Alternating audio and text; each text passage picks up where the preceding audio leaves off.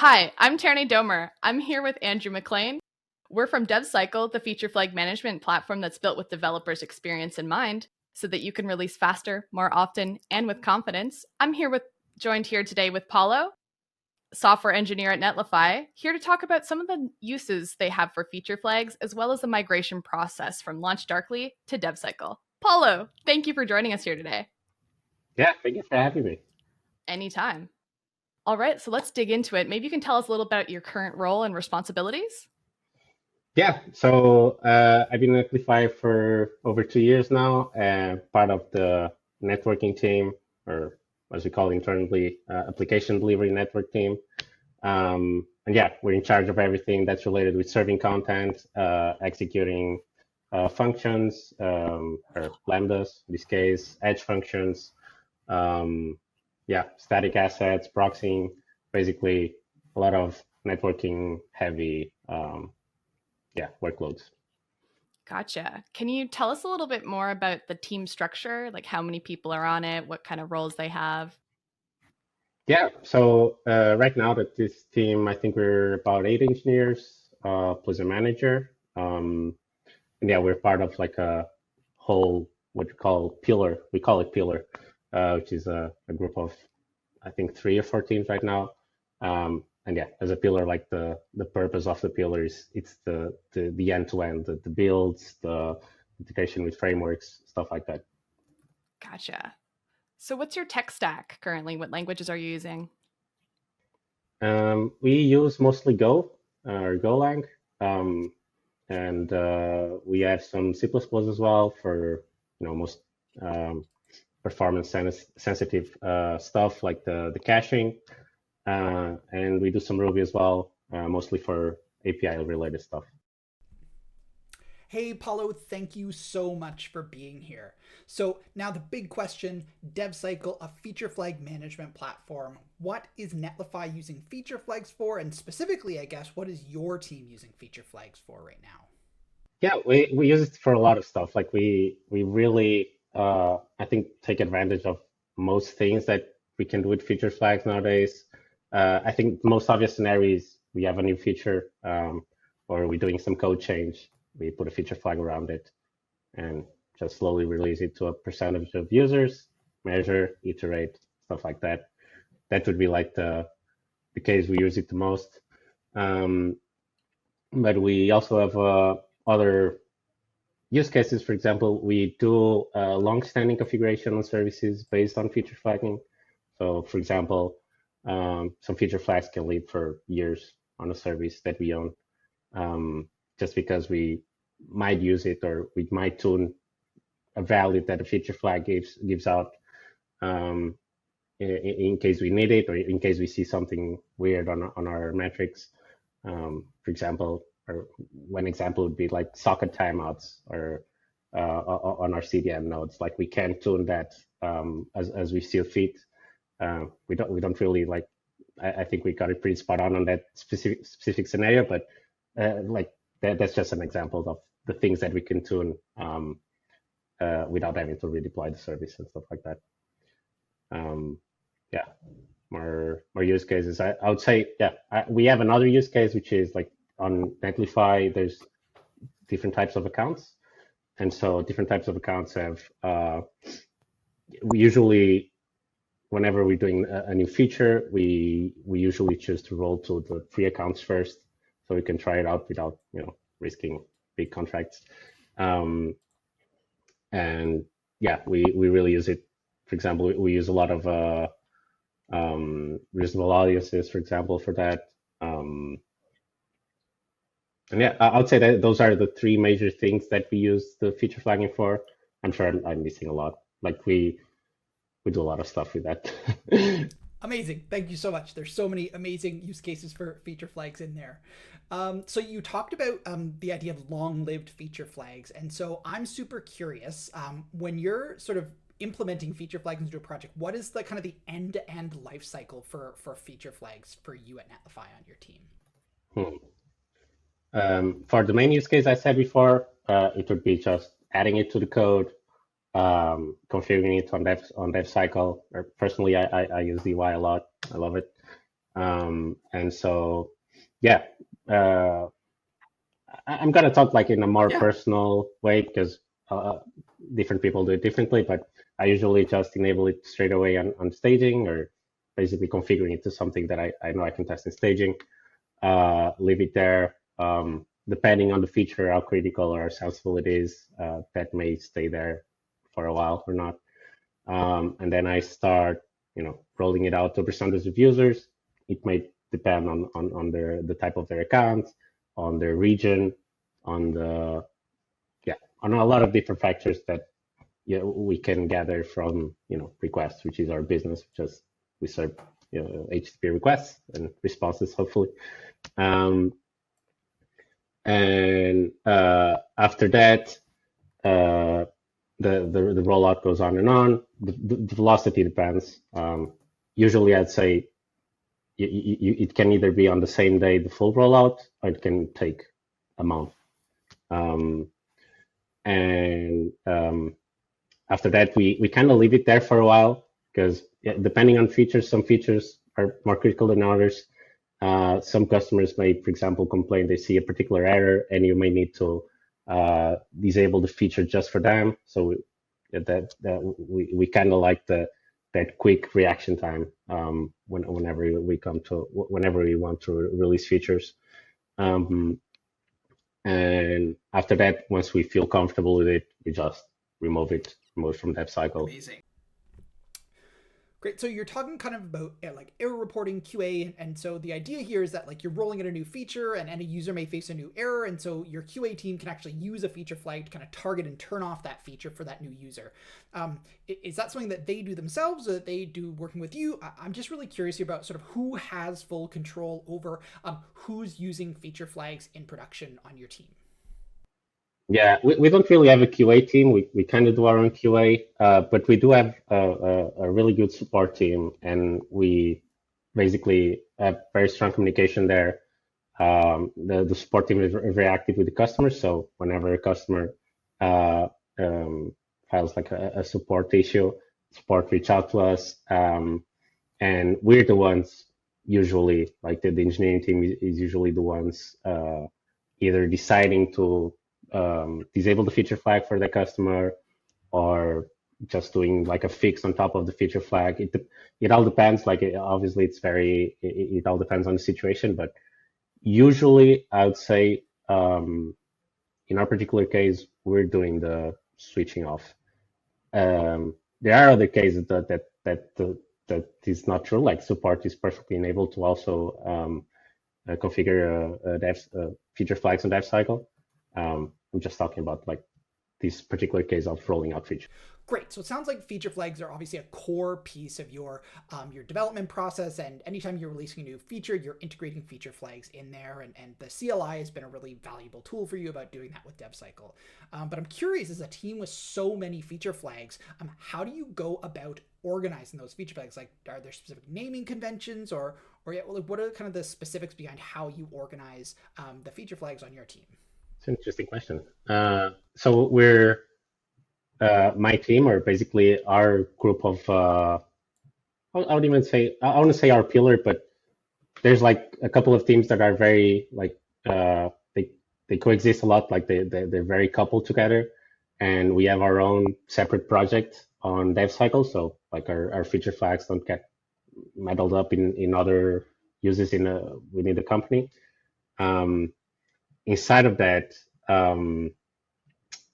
project, we have like a kind of legacy way of naming them. Basically, it's just like the name of the service / like a brief description of the feature. Like I know it's not really needed, but yeah, we kind of do it that way. And yeah, I would say that's how we name them. Amazing. So you're kind of talking about a lot of those long-lived feature flags, and I'm super curious, like how is it that you decide when to remove feature flags, or do you ever remove feature flags, or do you just kind of like turn them on and then mark them in some ways that you know that kind of they're ready to be in the code forever? Yeah, I'm super curious about kind of what the end of that life cycle for a feature flag looks like for your team. Usually, the person that adds them is responsible for cleaning it up. And usually a feature flag is related to, I don't know, for example, we until very until very not long ago, we used to track issues and projects in GitHub, like just GitHub issues. Usually before you close the issue, you kind of do the cleanup, and just because that can corrupt a lot, you're not just leaving the feature flag there. You're just leaving also like the whole code or the whole way of execution, which is not ideal. So usually we're trying to be very tidy there.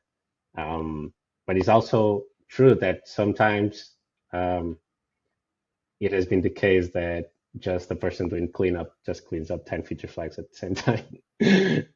So we try to be tidy, but sometimes it's yeah, so I suppose I have to ask.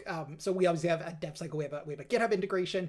So I'm super curious: is that something that your team takes advantage of, or is it more kind of like a manual process of kind of going through the code base and you know where those feature flags are and you kind of go through there and clean them up? Yeah, for now it's just a manual process. We still haven't really dig into a lot of features that DevCycle offers. But it's the kind of thing that sometimes gonna look at the feature, is gonna enable it. Everyone's gonna say, "Oh my God, why haven't we done this always?" So yeah, we're still doing very manually. Yeah, so I mean, it's working for you, so you can't go wrong there. Yeah. So I'm kind of curious, outside of Netlify, have you used feature flags before? I'd say never in this way. Never so heavily, so dependent. It's also true that we're very mindful of performance and reliability at Netlify. So we really depend on the feature flags to be able to ship like things faster without having to worry about, oh my God, is my deploy gonna break something? At my previous company, for example, we did have like a open source feature flagging. I don't really remember the name, but it's something that we self-hosted, and it wasn't like very feature rich. So we basically use it for a on and off kind of deal. Yeah, that's my experience. But we're very basic with it. So what was your role in the migration project away from LaunchDarkly into DevCycle? I was part of the group that was in charge of migrating like the most performance critical services. So any service that lives on our CDN nodes, and also the origin, which is also pretty critical.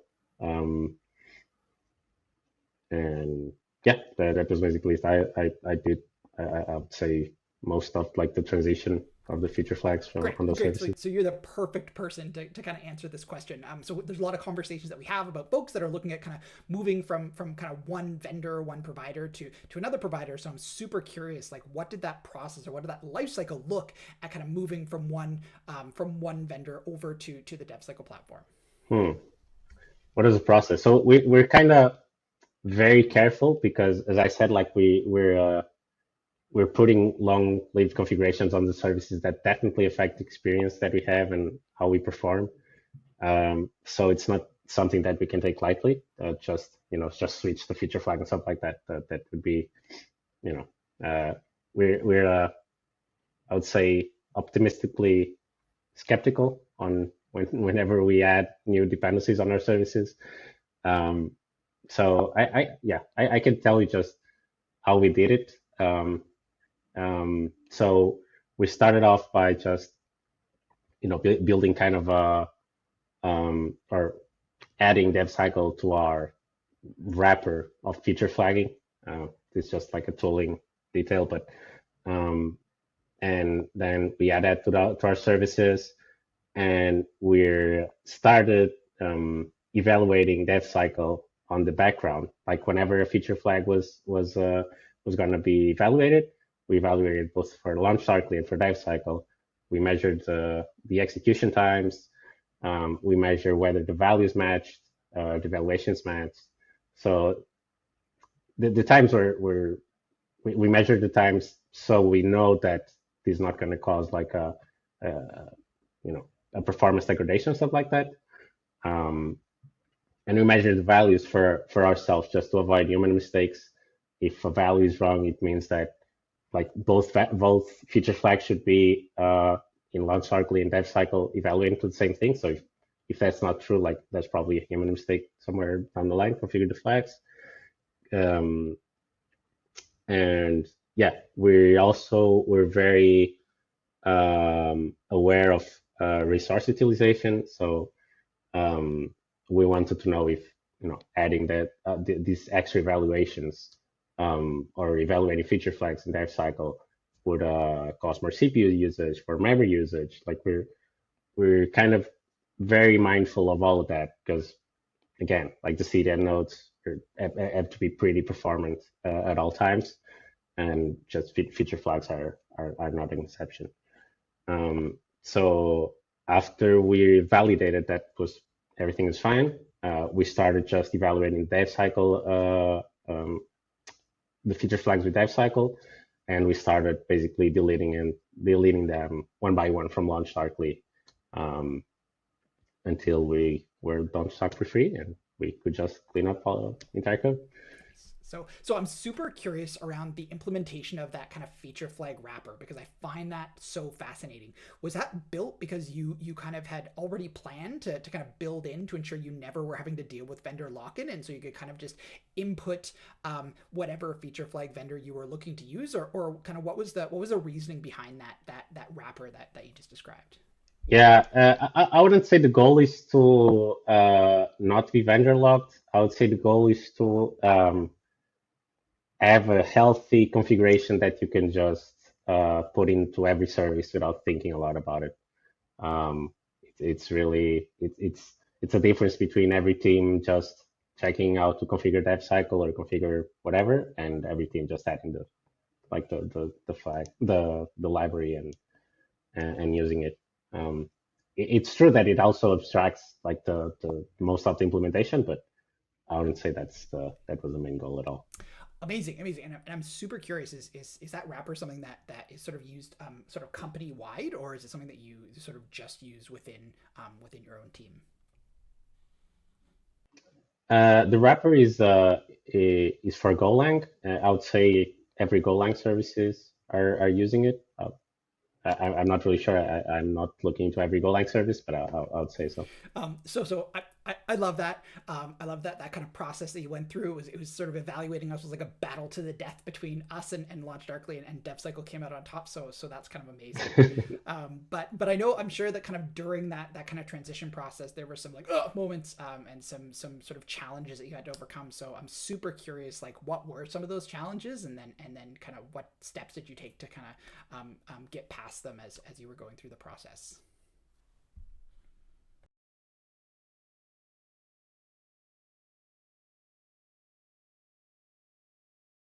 I'll say that at the beginning. So obviously, when we started evaluating the performance, we noticed that DevCycle was a bit worse in the sense that the evaluations were just taking a bit more time.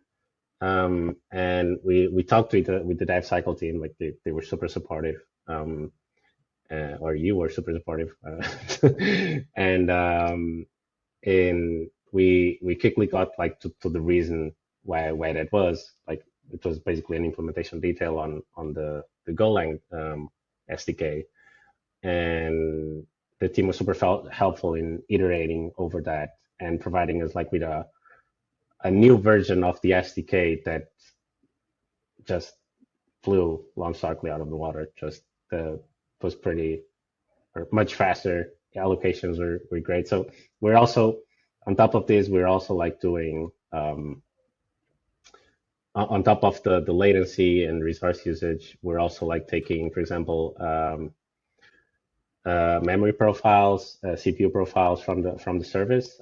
Golang's pretty great at that, and we noticed like just how better the new SDK was compared to LaunchDarkly, and so it was a no-brainer after that. So I would say that was the largest challenge, just being aware that performance was critical, just exposing those problems to your team and overcoming them.